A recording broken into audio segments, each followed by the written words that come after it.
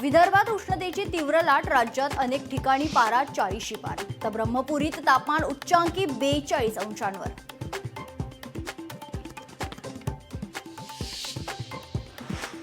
पुणेकरांनो काळजी घ्या. पुणे जिल्ह्यातील उष्णतेचा पारा 40शी पार, तर यंदाच्या हंगामातील सर्वाधिक तापमान राजगुरुनगरमध्ये.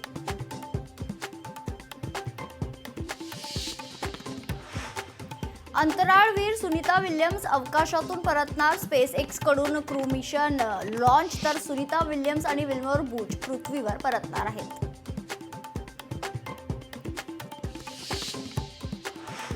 कोल्हापूर विद्यापीठाच्या नामविस्तारीकरणाचा वाद. विद्यापीठाच्या वादावरून खरं तर हिंदू जनजागृती समिती आता आक्रमक झाली आहे. विद्यापीठाच्या नावात छत्रपती उल्लेख नसल्यानं आक्रमक.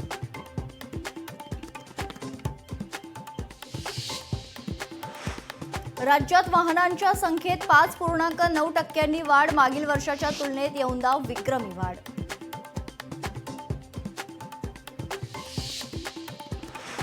मुंबईकरांनी 10 दिवस पाणी उकळून आणि गाळून प्यावं. घाटकोपर जवळ पाईपलाईन दुरुस्तीचं काम सुरू असल्याने पालिकेचं आवाहन.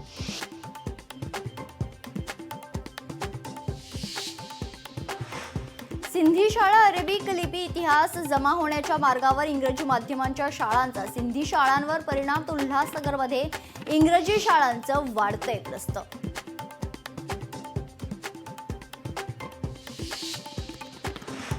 बेदाण्याला सांगलीत विक्रमी प्रति किलो 470 रुपये भाव. तर सोलापूर बाजार समितीत प्रति किलो भाव 401 वर.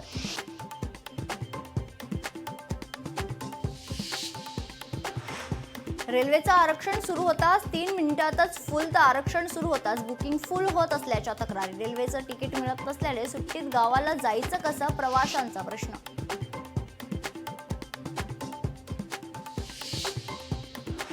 परभणीच्या पूर्णा तालुक्यात रेल्वे विभागाकडून धोकादायक पूल तयार. शेतकऱ्यांना जीव मुठीत धरून करावा लागतो पुलावरून प्रवास.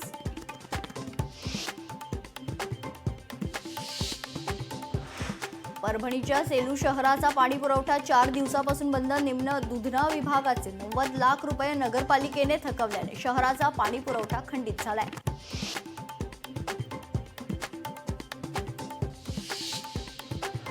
मुंबईत काल धुळवडीची धूम, मात्र अनेक जण जखमी. धुळवडीचा आनंद लुटताना मुंबईत 52 जण जखमी. अनेकांच्या डोळ्याला आणि डोक्याला तसंच पायाला देखील मार.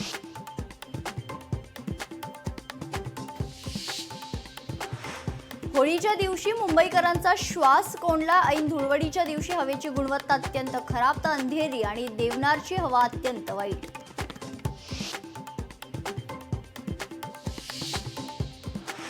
परभणीच्या जिंतूरमध्ये चोरट्यांचा धुमाकूळ. रात्री चोरट्यांची टोळी फिरताना सीसीटीव्हीमध्ये कैद. नागरिकांमध्ये भीतीचं वातावरण.